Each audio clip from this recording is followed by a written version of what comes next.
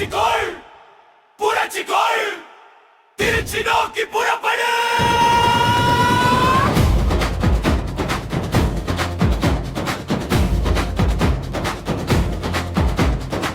காலம் மாறுது, காற்று மாறுது, களம் மாறுது தமிழா. வெறும் ஓட்டு போட நீ ஆள் இல்லை, உன் நாட்டை ஆள எழு தமிழா.